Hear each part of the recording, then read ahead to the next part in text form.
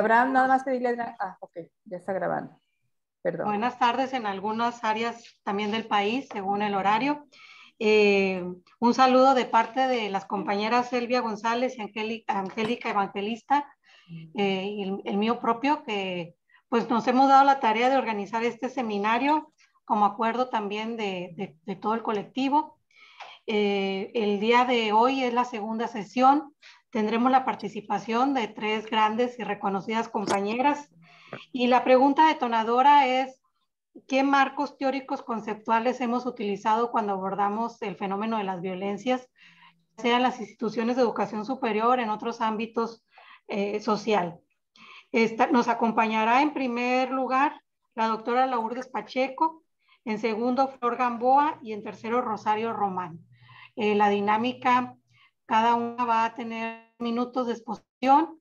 Posteriormente nos vamos a plenarias en 3 mesas, en mesas de trabajo, y concluimos con una plenaria y esperemos que el tiempo nos dé pues media hora, ¿no? Para los comentarios, preguntas, respuestas y demás. No sé si tienen alguna pregunta. ¿Quedó claro cuál va a ser la Empezamos. dinámica? Bueno, ahí tres lecturas, espero que se hayan hecho para enriquecer más la discusión. Y por lo pronto tendremos la participación de las 3 colegas. Empezamos con Lourdes Pacheco. Gracias. Gracias, buenos días. Bueno, un abrazo a todas y muchas gracias a la doctora Flor Gamboa y a Rosario Román por aceptar participar en esta segunda sesión, donde vamos a tratar rápidamente de explicarnos a nosotras mismas los marcos teóricos con los que se ha abordado la violencia y en nuestras instituciones en general y las violencias juveniles y algunas otras cosas. Le voy a pedir a Abraham si pasa la primera diapositiva, por favor. Gracias. Abraham nos está haciendo favor de asistirnos en esto. Bien, aquí entonces vamos a analizar qué marcos teóricos conceptuales hemos utilizado. La siguiente, por favor. Y seguramente muchos de ustedes saben mucho más que yo de esto, pero bueno, yo quiero organizarlo de esta manera. Bien, tradicionalmente, tenemos 2 maneras de interpretar las violencias. Una es la postura tradicional, que es una postura biologicista, donde sostiene en síntesis que la violencia es un reflejo de la naturaleza de los hombres, puesto que los hombres son agresivos por naturaleza y tienden a la dominación.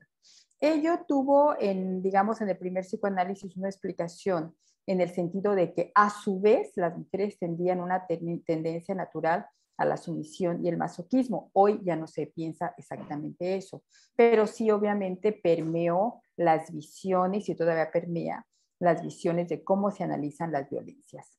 Por lo tanto, en esta postura se individualiza la violencia. Se piensa entonces que es un asunto de cada varón que no controla sus emociones y que es una situación de que está alcoholizado, estresado, tiene mucho trabajo, etcétera, o que lo hacen enojar y que hay una individualización de la violencia, por lo que se les patologiza y se les considera que son enfermos. Por lo tanto, las situaciones tienen que resolverse de una en una. Para esta visión no se comprende la violencia como práctica colectiva de las masculinidades o como una violencia institucional, sino que las mujeres son quienes provocan la violencia y por lo tanto son quienes deben ser castigados. Las consecuencias de esta visión es que se ha naturalizado la violencia contra las mujeres, se ha justificado, se ha legitimado, incluso se ha avalado por la ciencia y reproduce los imaginarios tradicionales de género. La siguiente, por favor, y aquí hay una escena de eso. Hay otra visión, estoy obviamente esquematizando muchas visiones, pero quiero centrarme en esta. Hay un marco de interpretación para vencer las violencias desde el feminismo que tensiona esa versión tradicional, cuestiona los naturalismos biologicistas, puesto que las violencias no resultan de la naturaleza femenina o masculina, de la supuesta naturaleza que se atribuye a lo masculino o femenino, sino que la violencia es un asunto de poder y es un resultado de las construcciones de género tradicionales, el cual va a tener distintas características. Para empezar, es una violencia estructural, como dije, es un asunto de poder. Es un asunto de quien tiene poder contra quien no tiene poder, que se puede ejercer contra quien no tiene poder. Desde este punto de vista, la violencia no es solamente una violencia masculina, sino es una estructura del poder. Como generalmente, tradicionalmente, los hombres han tenido poder, entonces aparece como que es un asunto de hombres contra mujeres, ¿no?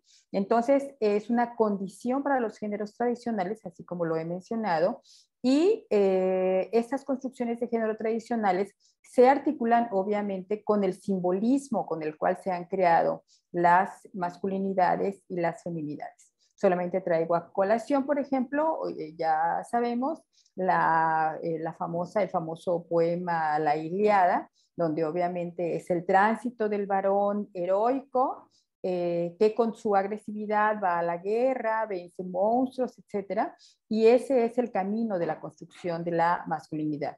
Estoy clara que estoy esquematizando mucho, pero se articula con este simbolismo del héroe cultural, del explorador, y hoy sería del gerente. Vamos a decir que ahí se diluirían en este momento estos héroes que teníamos mitológicos, y hoy volvemos a construir nuestros mitos, ¿no? Y desde luego se articula con las relaciones desiguales entre mujeres y hombres. Las consecuencias de este enfoque feminista, que lo ve como un asunto de poder, es que busca comprender e historizar las violencias, por lo tanto no es algo que se da. Trata de ver cómo se originan y reproducen en el presente y proyectar cambios en subjetividades individuales y en desestructurar la violencia institucionalizada. La que sigue, por favor.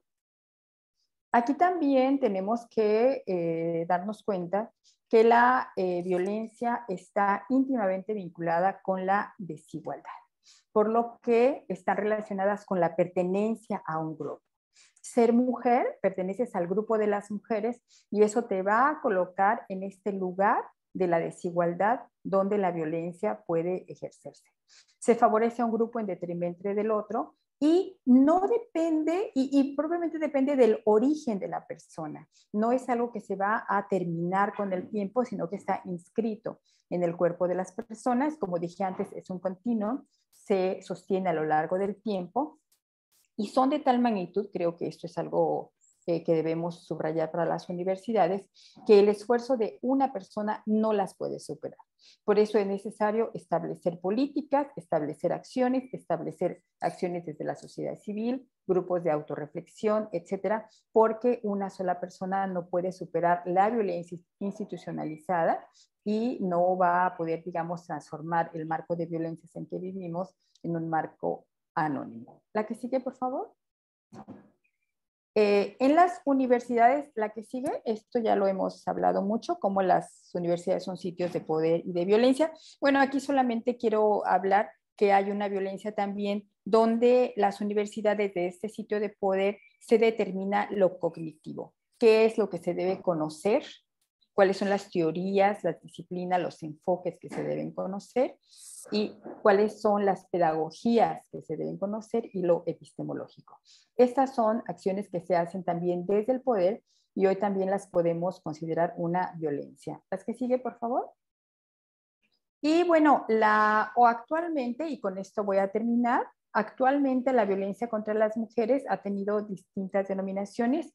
Una de ellas es la violencia contra las mujeres es una guerra permanente de baja intensidad contra las mujeres que se ha instrumentado como parte de la guerra que ocurre, por ejemplo, en Centroamérica o lo que sea, pero no es que la violencia contra las mujeres ocurra solo en la guerra, sino que es una guerra permanente de baja intensidad, según esta autora. Es una violencia contra las mujeres como una condición de globalización. Proletariza a las mujeres, las convierte en mano de obra central en la globalización, las explota aún más. Y la violencia real o simbólica va a crear una obediencia individual y colectiva. Por lo tanto, la violencia sexual se va a convertir desde luego en un instrumento de control. La guerra permanente de baja intensidad como una caracterización de la violencia contra las mujeres ha resultado de las investigaciones que se han realizado a lo largo, sobre todo, de la última década donde la violencia contra las mujeres es un continuum que no se detiene. Y quisiera terminar nada más con la siguiente diapositiva, centrando en que se trata de una violencia estructural contra las mujeres, no es algo que le ocurre a una mujer, tiene que ver con la discriminación de género, pero más bien está instalada en la desigualdad y en los simbolismos de qué son las mujeres, qué son los hombres, las masculinidades definidas por esta socialización en la violencia, y eso, bueno, tenemos ejemplos de eso, y las feminidades definidas también por la aceptación de la violencia como eje articulador de la identidad femenina. Y con esto cumplo mis 10 minutos. Gracias.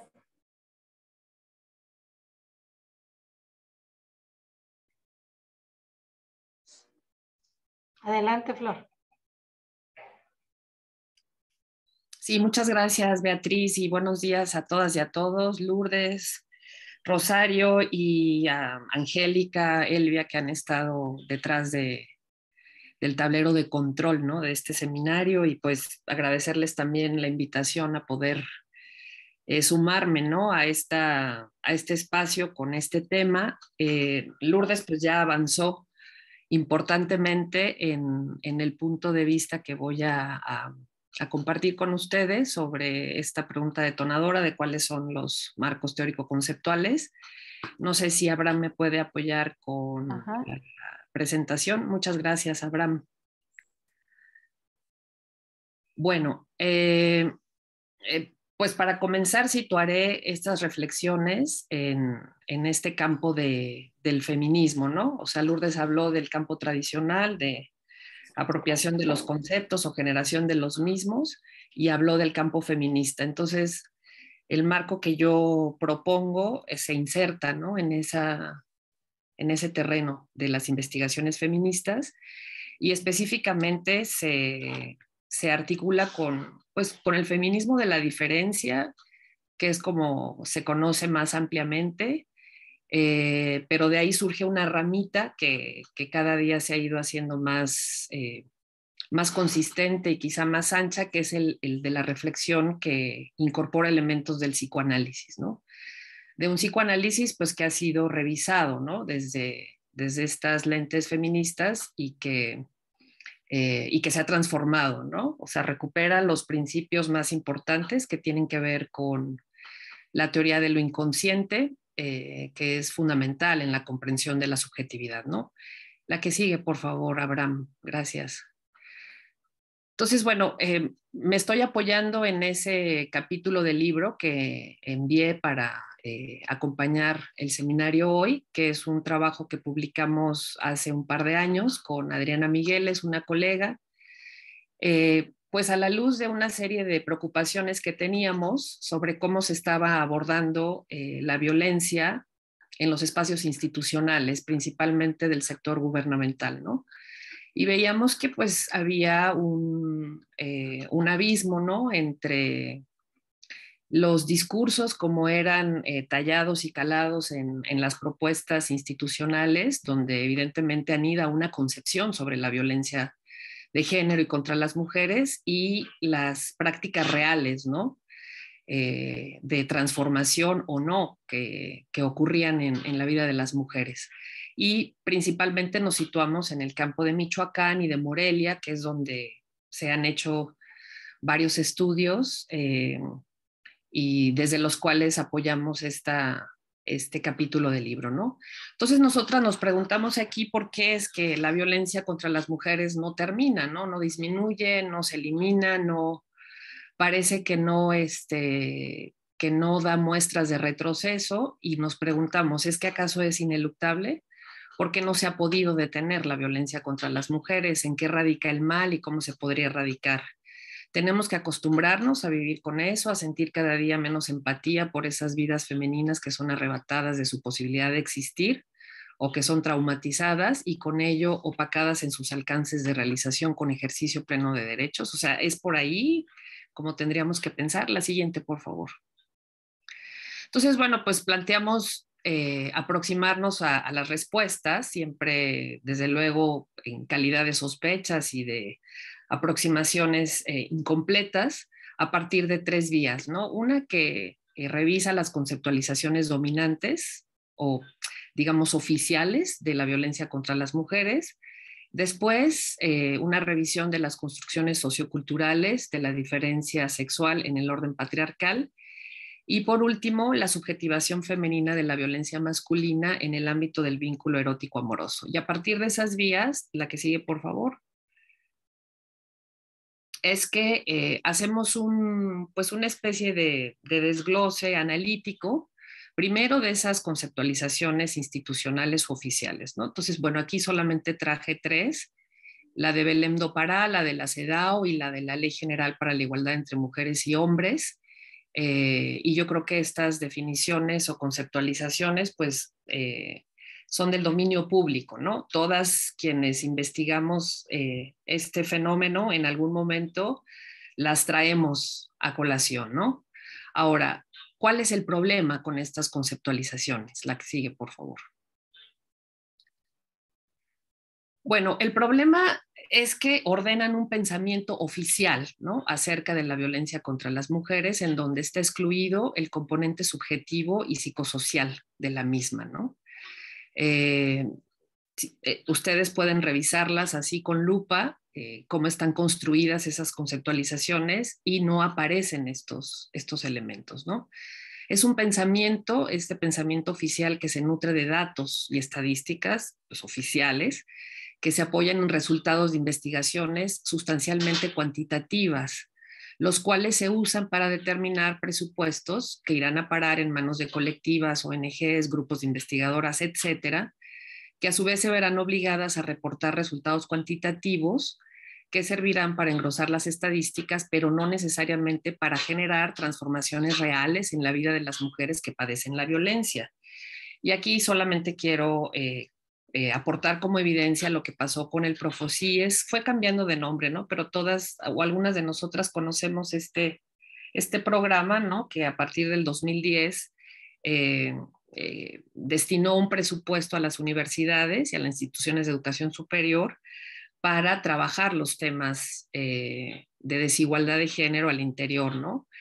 Y la manera en la que estos programas exigían resultados era a través de métodos cuantitativos, ¿no? Todo ese peregrinar, ¿no?, que consistió en una serie de talleres, cursos, campañas, ¿no?, de sensibilización, prevención y demás, al final se reducía a números, ¿no? 3, 4, 5, ¿cuántos realizó usted en su universidad? No, pues 5. ¿A cuántos hombres y cuántas mujeres asistieron a los eventos? Como si con eso estuviéramos realmente dando cuenta de lo que ocurre con los impactos de la violencia, ¿no? Y como si con eso bastara para decir que estamos haciendo algo y que está siendo eficaz, ¿no? Estos resultados pues se reportaban en hojas de Excel o en matrices, ¿no? Y de ahí dependía, según los criterios de valoración de la SEP, que el presupuesto continuara para el siguiente año o se redujera, ¿no? Entonces, bueno, eso es un problema con la manera en cómo se concibe la violencia desde estas perspectivas oficiales, ¿no? La que sigue, por favor. Bueno, cabe aclarar que nosotras, tanto Adriana como yo, nos dedicamos, además de la vida académica, como si no fuera suficiente, pero pues al ejercicio de la práctica clínica, ¿no? Yo me dedico de manera, pues, vamos a decir, privada, al ejercicio de la clínica psicoanalítica desde hace muchos años. Y ha sido en los últimos 10 años quizá donde me he orientado intentando construir una metodología junto con otras colegas que estamos iniciando en gestar este proyecto hacia los elementos de violencia que están presentes en las personas, en su mayoría mujeres, que consultan estos espacios de escucha, ¿no? Entonces, para mí también ha representado pues una especie como de fuente, ¿no?, de un territorio muy fértil en donde aparecen las formas particulares en que las mujeres van historizando y van significando las violencias que han sufrido, ¿no? Entonces, bueno, aquí, por eso traigo esto a colación porque parte de lo que nos hizo pensar en nuevas conceptualizaciones tiene que ver con esas evidencias clínicas que hemos ido recogiendo, ¿no?, a lo largo del tiempo. Y yo creo que este tipo de discursos, pues todas y todos los hemos escuchado. Asimismo, fueron similares los trozos de discurso que reportaron nuestras colegas en la sesión anterior, ¿no? Así es la vida, no tengo opción, es normal, es mi cruz. Y las mujeres se preguntan también, ¿no?, ¿qué puedo hacer para seguir aguantando sin sentirme tan mal? ¿Debo de obedecer lo que me pide mi pareja? Cuando me casé no firmé ningún documento que dijera que mi vida le pertenece. ¿Por qué me quiere mandar? Y si me escapo y me voy a otro lado y yo estoy haciendo algo mal, ¿por qué no entiendo lo que quiere, ¿no? Quizás soy tonta, como dice él.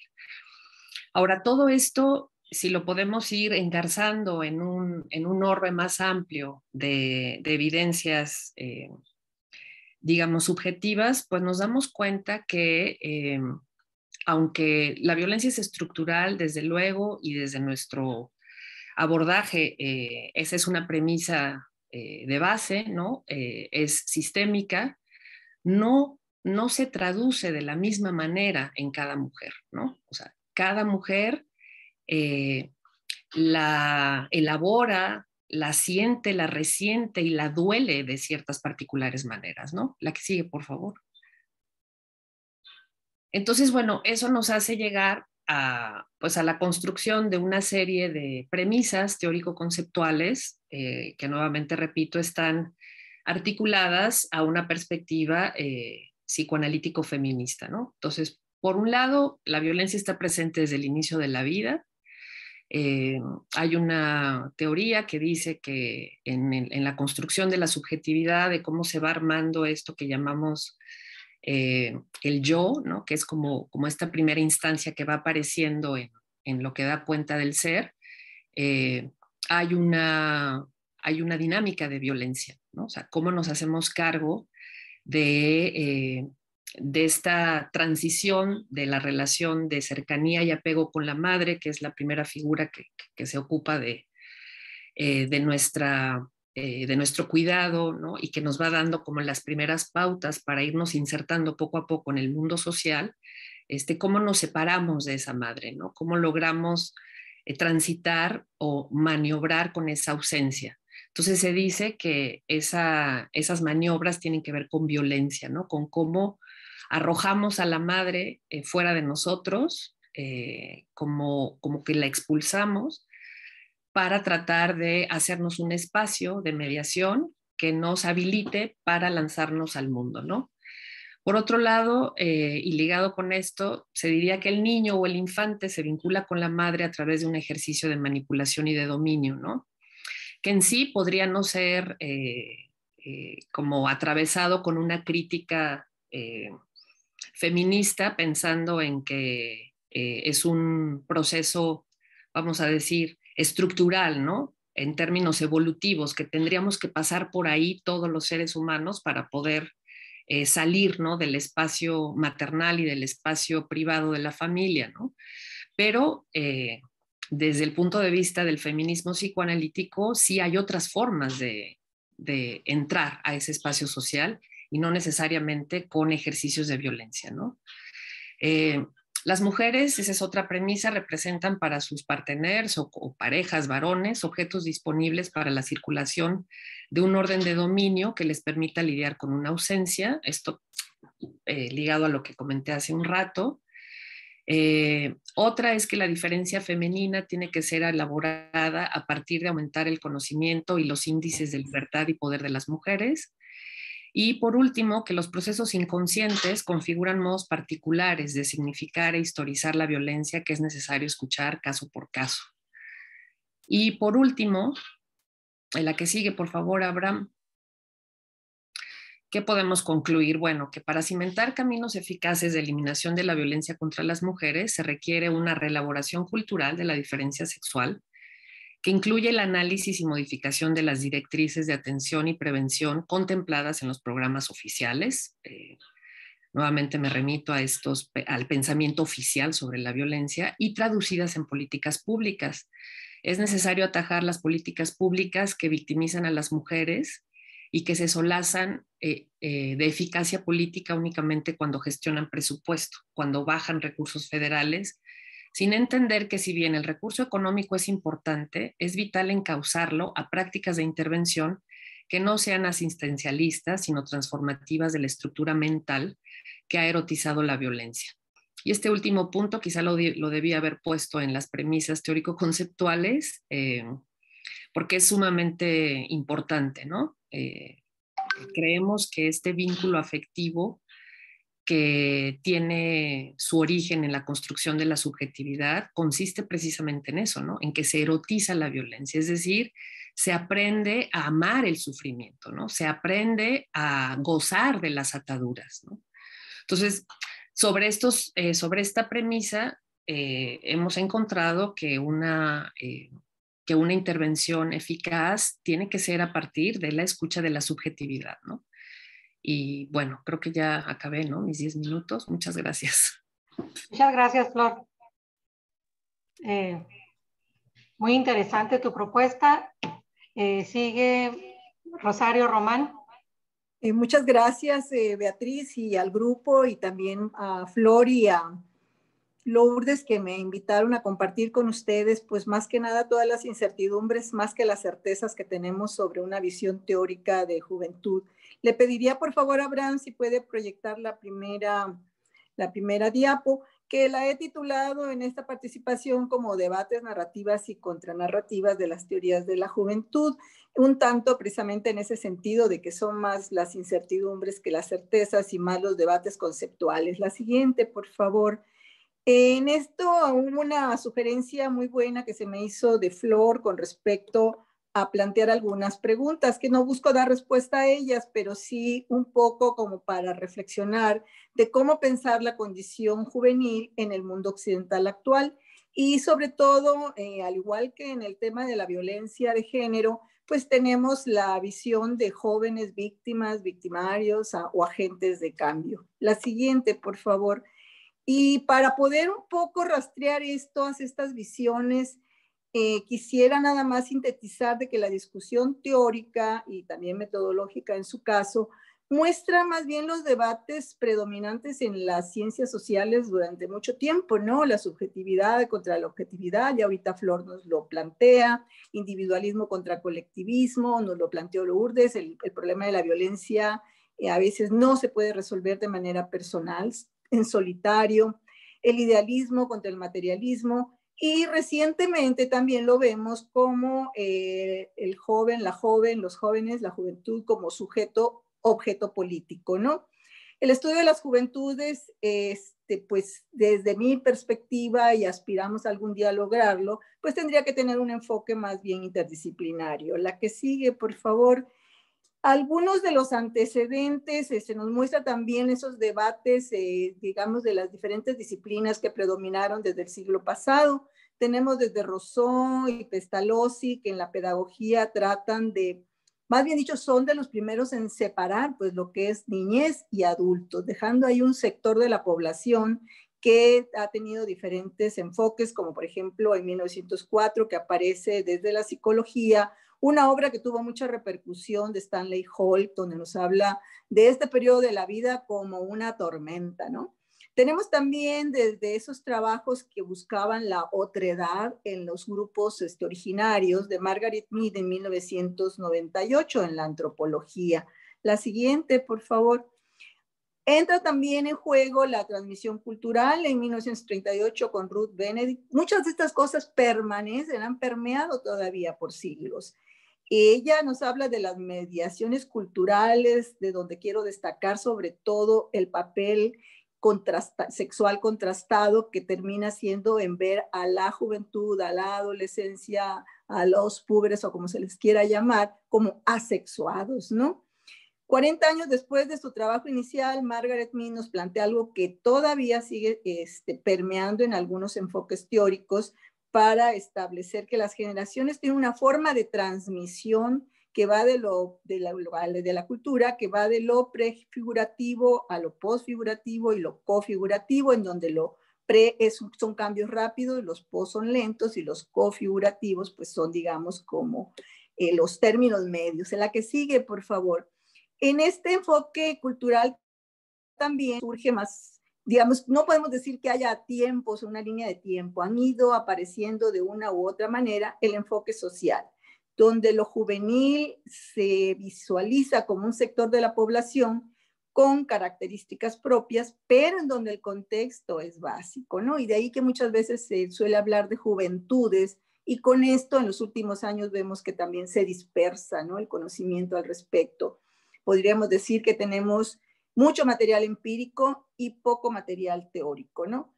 Modificaciones y diversificaciones son históricas de alguna manera y son productos de todas estas transformaciones sociales que en los últimos años, pues, la tecnología y la cibernética y todo eso lo ha hecho mucho más rápido de lo que nosotros pensamos o documentamos.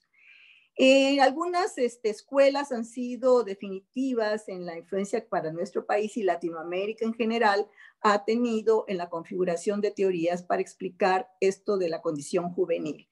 En Estados Unidos, pues la Escuela de Chicago, 2 trabajos, hay muchos, pero pues se me ocurrió señalar el de Frederick Trasher en 1927, que nos habla de las bandas, o el de William Foote White en 1943, que nos habla de los muchachos de las sociedades de las esquinas, ¿no? Que un poco esto lo seguimos viendo cuando en las colonias la gente nos dice, pues aquí los muchachos son muy buenos, toda la muchachada es muy buena, pero vienen de fuera y aquí son los que hacen daño. La siguiente, por favor.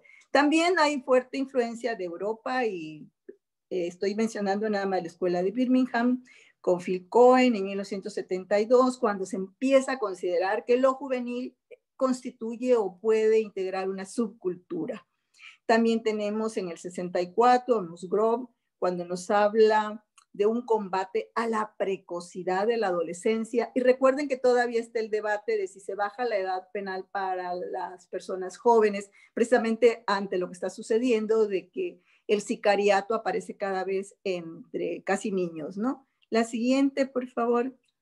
La mirada latina, pues es, digamos, desde México, Chile, Argentina, muchos otros países latinoamericanos, Colombia, se ha integrado un grupo de personas, estudiosos del tema, en donde pues podemos señalar en el caso de José Antonio Pérez Islas, quienes trabaja desde lo que era el Consejo para la Atención a la Juventud, el famoso CREA de aquellos años del siglo pasado, al Seminario de Investigación de Juventud, que actualmente funciona en la UNAM. Perdón, pero se me acabó aquí la energía.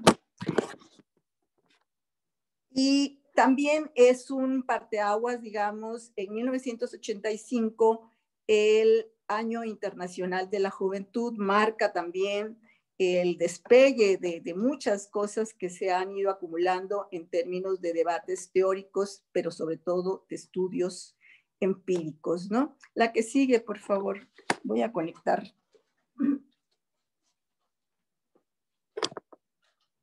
Esa ya se explicó. La siguiente, por favor. En México, en los 70s, pues hubieron muchos estudios con respecto al rock, a las bandas, en el norte también, los jóvenes de frontera, las culturas juveniles, y temas de género empezaron a surgir y de salud también, sobre todo centrado en las adicciones. La siguiente, Abraham, por favor. Aparece también un personaje que fue decisivo en Latinoamérica y en México también, Carlos Feixa, quien estuvo en México a partir de un postdoc, se conectó con todo un grupo de sociólogas, antropólogas que estuvieron trabajando la temática. Él plantea una visión de esta transmisión cultural que hablábamos de Ruth Benedict en el muy pasado, en el siglo pasado, del reloj de arena. Y lo sintetiza, digamos, a partir de que hay culturas, hay grupos sociales que van pasando la transmisión cultural de adultos a jóvenes, así como un reloj de arena, despacito, despacito. Después tenemos los otros relojes analógicos que de alguna manera logran pasar esa transmisión cultural, hacen esa transmisión cultural a partir de darle cuerda y en fin es un poco menos rápido pero más rápido que el reloj de arena, hasta llegar al reloj digital en donde tenemos el cambio inmediato. La que sigue, por favor. El debate teórico entonces es sobre la construcción de la categoría de culturas juveniles con dos vertientes. Una que surge de la articulación de conceptos como generación, género, todo esto que llamamos interseccionalidad, que no es novedoso, que desde hace un buen rato se está tratando. Y otra a partir de las identidades juveniles y de la historia cultural de la juventud, que está pues todavía por escribirse. Quiero destacar aquí que todos estos enfoques fueron trabajados y tenemos aquí en el grupo afortunadamente gente que conoce y ha aportado muchísimo sobre el tema, empezando con Lourdes sin sujetarla nada más a la cuestión de las juventudes rurales. Creemos que pues sus aportes han sido magníficos, Angélica Aremí, entonces yo creo que se me pueden ir nombres, por eso no los puse, pero aquí tenemos mucha gente que podemos consultar, Rosana Reguillo, ¿cómo se llama? José Manuel Valenzuela, allá en el COLEF. O sea, hay bastante gente, Maritz Urteaga, que ha trabajado al respecto. Se han tocado temas como la anomia social, la desintegración social o la disociación entre normas y objetivos culturales, como lo maneja Merton, y en la ausencia también de normas y de orientaciones de valor como la visión de Durkheim, la visión durkheimiana, ¿no? Se incluye el enfoque de la exclusión social como categoría relacional, la juventud en riesgo, y este tema últimamente se ha trabajado bastante, no con la visión, digamos, de considerar un nuevo análisis o una nueva propuesta, sino más bien es regresivo y controlador. Acuérdense, si han leído lo que recientemente pasó en El Salvador con Bukele, ¿no? Que hizo con los maras salvatrucha, de meterlos a la cárcel y tratarlos pues de una manera bastante inhumana, ¿no? Entonces, lo que tenemos es que los movimientos juveniles populares han sido trasladados o van y vienen de la sociopolítica a la biopolítica, en la que los cuerpos, pues parece ser que ya no importan, ¿no? La que sigue, por favor, porque en este siglo XXI la tecnología y la violencia pues son los temas de la investigación en juventud. Yo les recomendaría mucho entrar a dos ligas que les voy a poner acá con respecto a un foro que hubo muy importante y también se presentaron libros, un libro de Rosana Reguillo, de los que recientemente publica, La Necromáquina, en donde dice de manera muy textual, morir no importa, ¿no? O sea, no solamente es morir, sino hay que desaparecer y sobre todo a las mujeres jóvenes y a los hombres jóvenes. Tenemos también, y creo que a la academia aquí nos compete muchísimo, la pandemia. El INEGI nos reporta que hay un 68.4, y eso fue del ciclo 2021, que ya no se inscribió, que no regresó a la educación superior. Esto lo sacó a través de la encuesta de COVID. Creo que ahí tenemos mucho que reflexionar en la academia. Ahí podríamos decir, y pues a lo mejor me puede sacar alguien del error, escasos avances en aportes teóricos, sobre todo, y aquí es algo que podemos construir colectivamente en este grupo maravilloso en donde hay tantas inteligencias conjuntas sobre juventud y género, porque de esto se ha avanzado bastante en juvenología, pero la variable género ha estado ausente, o por lo menos no tan visible más bien, ¿no? Y bueno, la siguiente, por favor, el Seminario de Investigación de Juventud lo pueden encontrar ustedes así en Facebook. Fueron 9, 10 y 11 de junio de este año y el tema fue persistencia y emergencia. La que sigue, por favor, Abraham. Emergencia de las desigualdades. Y les pongo ahí dos ligas que les puede servir para esto. Yo aquí agradezco a ustedes su paciencia y cierro mi. Gracias. Muchas gracias, Rosario. Betty, perdón, antes que continúes, de la Michoacana están solicitando acceso a la plataforma desde hace ratito. Escribieron en el chat. ¿Quién tiene la...? O no sé quién tenga el control. Para... Tiene Abraham. Él es Yo, el que está pero dando el no, no la veo solicitando en esta Es lista. Rebeca. No, y hay No otra está. también, Maru, parece. Ah, Maru.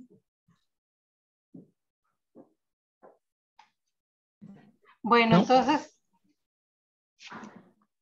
a lo mejor le dieron porque también alguien le dio el link, pero no sé si está bien. Ajá. Vamos Sí, en... y que yo recuerde se hizo sin sala de espera, ¿eh? Pero está bien que Abraham lo cheque, por Sí, favor. no hay nadie en sala de espera y Sí, no hay nadie. igual que reintenten con la liga que Ujú. estamos. Ok. A continuación, son las 11:43.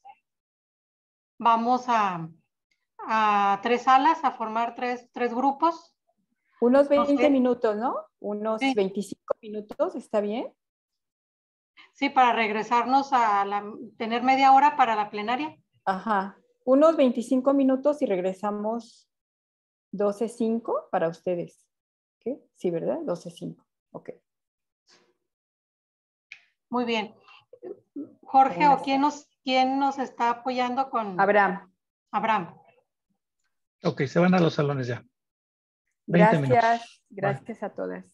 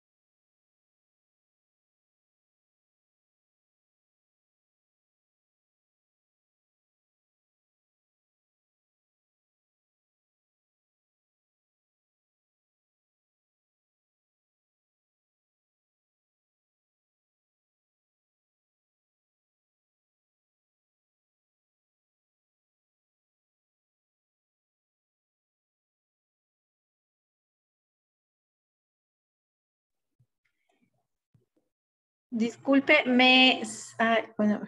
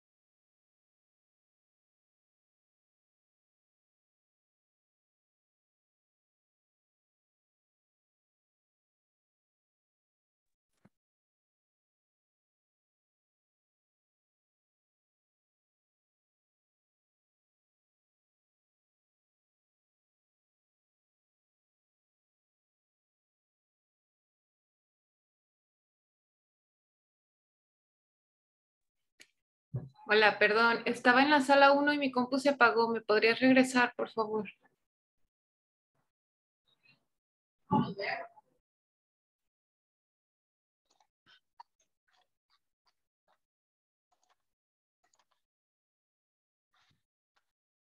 Muchas gracias.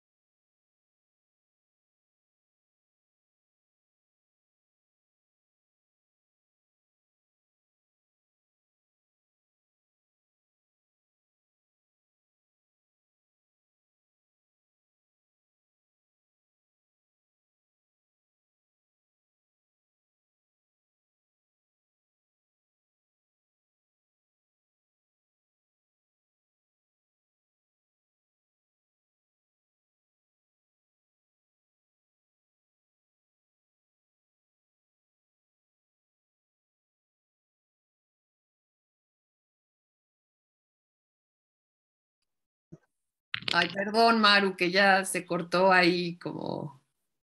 Justo terminé de hablar en ese momento. Gracias. Bueno, ok. Bueno, ya estamos de nuevo aquí en la plenaria.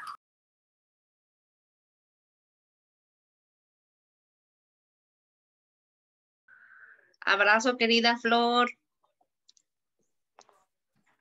Ay, hermosa, igualmente. Abrazo, Lidia. ¿Cómo estás? Bien, ¿y tú?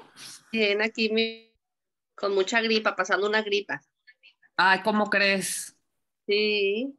¿Está lloviendo mucho por allá también? No, fíjate que no ha llovido nada. Una gotita. A ver, vamos a... ¿Ya regresaron los 3 grupos? Sí. Sí, continuamos. ¿Cuál va a ser la dinámica? ¿Cada equipo va a dar algún resumen? ¿O empezamos con la pregunta detonadora que generó esta sesión, que fue ¿qué marcos teóricos conceptuales hemos utilizado?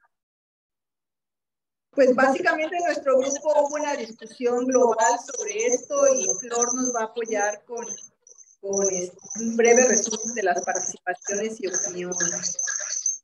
Flor de Colima. Rosario, tienes abiertos tus 2 micrófonos.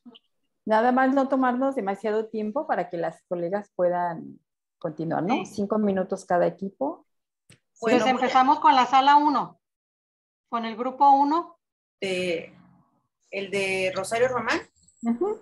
Ah, soy yo. Bueno, soy Flor, de la Universidad de Colima. Voy a comentar a grandes rasgos lo que comentamos en el grupo. Bueno, iniciamos pues comentando la situación preocupante de violencia en todas las etapas de las mujeres, al comentar pues cómo esta violencia pues se da en la juventud, pero cómo también ahora aparece a muy temprana edad en el caso de las niñas, ¿no? De niñas que son violentadas, en el caso de Colima, pues niñas que han de 13, 14 años, que han sido asesinadas y la desaparición prácticamente todos los días de niñas de 13 años. También se comentó la necesidad de teorizar en torno a cada grupo de la juventud, considerando la parte de interseccionalidad. Hay propuestas para trabajar desde la academia, los grupos, considerando su lugar de origen, los pueblos originarios, y de tal forma que no haya un choque cultural. Por otro lado, también se comenta la parte de seguir trabajando con las juventudes y el género, y cómo en la academia pues se descartan las voces de las y los jóvenes en torno a la violencia, y hay que repensar pues esta situación, así como revisar las ideas románticas y de educación sexual, lo cual ayudaría para romper muchos estigmas en torno a estas problemáticas que estamos presentando. Es lo que a grandes rasgos se abordó en el grupo de Rosario Román. Gracias.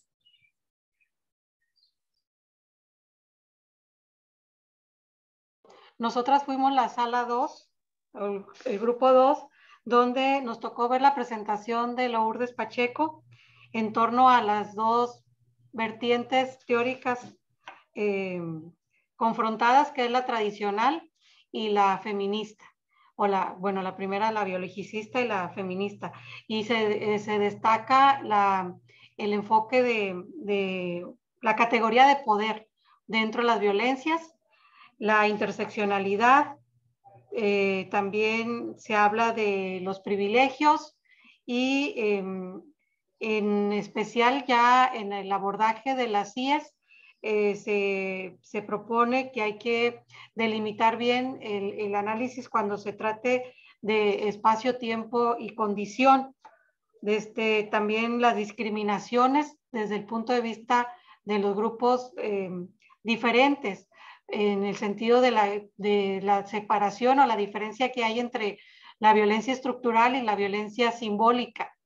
Se ponía el ejemplo de los grupos iguales y los grupos jerarquizados, ¿no? Es decir, las violencias muchas veces son fáciles de detectar, pero otras veces son muy sutiles, y ahí es donde necesitamos de redoblar los esfuerzos para identificarlas, para desnaturalizarlas y generar también los cambios necesarios que se requieren. No sé si alguien ¿Me puede apoyar? Si me faltó algo. En la sala 2. Ana, Lourdes, Lidia. Bien, bueno, seguimos al grupo 3.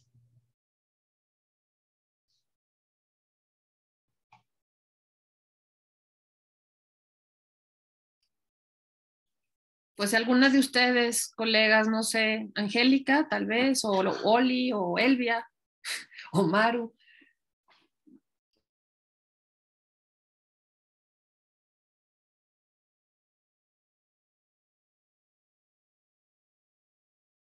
Yo creo que tú, Flor.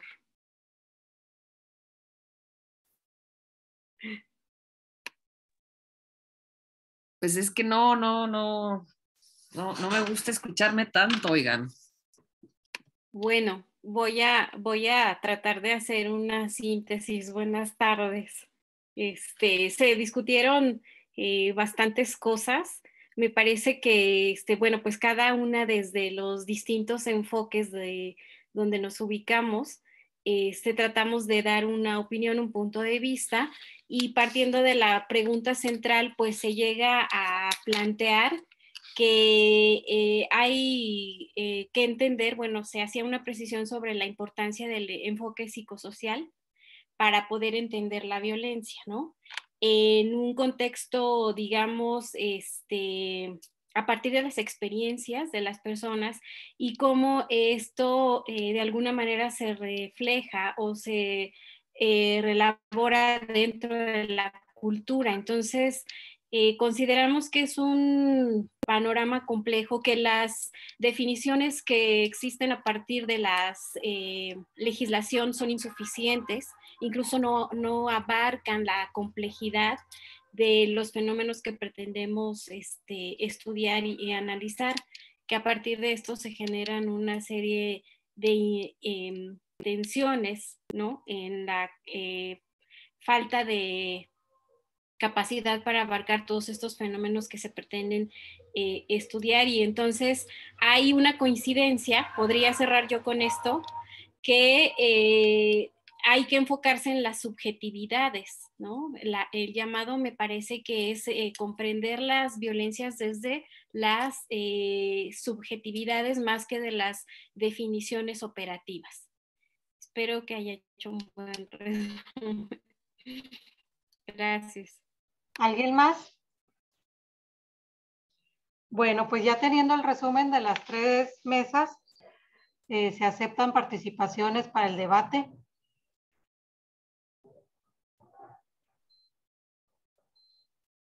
Tenemos 15 minutos para... Sí, Lourdes. Bueno, yo aparte de lo que hemos dicho, sé que este seminario está como muy en telégrafo porque solamente abordamos un aspecto y luego nos vamos a otro y demás, pero no queremos alargar el seminario, sino que ahí están las lecturas y demás cuestiones. Yo quisiera mencionar otro aspecto, más bien del método, y tiene que ver con esto que estamos estudiando. Cuando nosotras nos ubicamos en el papel de la investigadora y entrevistamos al otro, a la otra, voy a hablar a la otra en los grupos focales, las sujetas de investigación, así le voy a llamar tradicionalmente como usamos, huelen lo que queremos que nos digan. ¿Sí?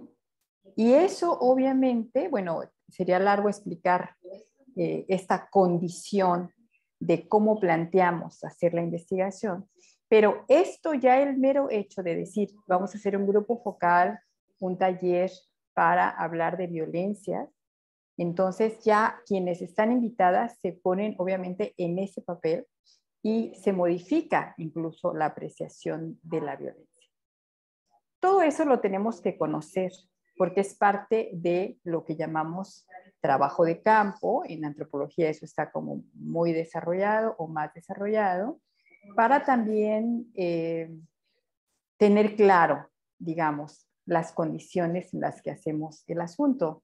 Si las personas han aprendido este discurso de la victimización, entonces es muy probable que lo que encontremos en los grupos justamente sea, nos den las respuestas que queremos que nos den. Entonces, ¿cómo cuestionar incluso el método con el que vamos a trabajar? Muy posiblemente no tengamos una solución, pero sí tenemos que explicitar estos vicisitudes del levantamiento del trabajo. Sí, estoy de acuerdo contigo, Lourdes. Yo creo que podemos llamarles sesgos, ¿no? De los que tenemos que estar muy alertas. Ajá. O variables extrañas, como antes decíamos, que no son tan extrañas, ya las tenemos muy claras. A mí me queda todavía un poco la duda de cómo vamos a abordar teórico y metodológicamente la idea de que las violencias vienen de hombres a mujeres, que tú ya nos lo puntualizaste bien.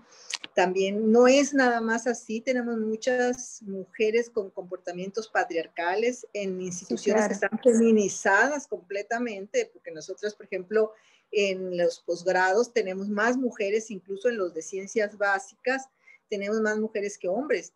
Y las violencias, las agresiones vienen a veces de mujeres con mucha fuerza para competir, que tratan de subordinar a otras mujeres e inclusive hombres, ¿no? Entonces, como que allí también esos sesgos a los que se está refiriendo, tendríamos que estar como con antenitas, ¿no? Muy alertas a qué es lo que está pasando. Cierro mi, gracias.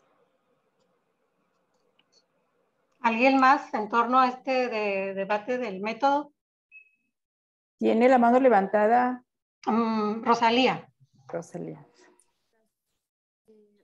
Como lo comenta la doctora Lourdes, a mí me ha tocado ver algunos estudios y efectivamente desde la pregunta, desde la intención, cómo yo lo siento así, yo lo he vivido así, como una manipulación de hacia dónde quiero llevar la respuesta. Me parece que tenemos que ser muy cuidadosas en la manera como hacemos redacciones, como hacemos la organización, inclusive el seguimiento de los ítems, porque se presta, yo les comento, yo lo sentí en algún momento como una manipulación para que me llevara hacia un resultado que las investigadoras estaban previamente pues esperando, ¿no? Uh-huh. Me parece que sí habría que volver otra vez a las metodologías, a los principios de encuestas, no sé cómo se llame esto, pero sí tratar de no sesgar tanto, porque eso también es una de las constantes de crítica de otros compañeros, sobre todo hacia las investigaciones que estamos haciendo con perspectiva de género. Gracias. Muy bien. Yo quisiera opinar sobre lo que nos propone Flor de María Gamboa, porque sí es como, viene a romper, es una propuesta que disrumpe con lo tradicional que se viene realizando del oficialismo. Y creo que también nos daría pauta para entender las horizontalidades entre el investigador y la sujeta de estudio, porque veíamos cuando nos queríamos poner de acuerdo de cómo hacer los talleres, los grupos focales, esto ya había salido al debate, ¿no? Entonces, el feminismo habla de grupos de autorreflexión más que grupos focales. Y el grupo de autorreflexión lo que se plantea es la horizontalidad y la escucha activa, más que el que está dirigiendo y que avienta preguntas y que los va orientando. Ambos métodos tienen esa sesgo de cómo el investigador o la investigadora va orientando. Lo hablamos desde las encuestas, lo conocemos, cómo se orienta y cómo responden, tratando de quedar bien con el encuestador y bien también con los grupos focales. Pero creo que poco hemos explorado lo que se hace desde la clínica, o esas técnicas y métodos lo cual nos habla Flor, y para conocer las subjetividades. Creo que también una de las grandes limitantes es que no podemos ir estudiando al sujeto o a la sujeta, porque ahí nos cantaría el pitijuy, ¿no? Pero sí ver cómo entablamos métodos que rescaten esas subjetividades y poder como generar grupos después, ¿no? O sea, del individuo al grupo y ya plantearnos ámbitos más amplios de estudio. Pero una de las cosas que quería yo para no apropiarme mucho de la voz, y el ejemplo esto del oficialismo, cómo lo vivimos con las alertas de género. Van 5 o 6 años de alertas y parece ser que no se quiere terminar. O sea, no sabemos cuándo hay una evaluación final para que se concluya un mecanismo que supuestamente fue acordado para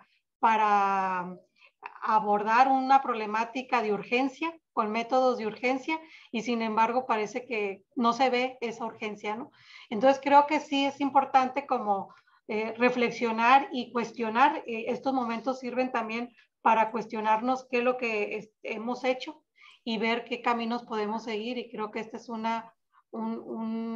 punto muy importante o un momento que podemos aprovechar para lo que nos invita Flor desde su exposición, ¿no? Estos recursos, profecías, para qué sirvieron, hasta dónde avanzamos, y hoy que están desafortunadamente suspendidos, sí plantearnos, bueno, cuál es la orientación y la exigencia que podemos demandar para los próximos años, ¿no? Que este recurso, claro que se requiere el recurso, pero tenemos que participar de su definición con conocimientos diagnósticos como lo que tratamos de hacer y que se aplique de la mejor manera, ¿no? Bueno, entonces ya hay varios elementos para retomar el tiempo que nos queda.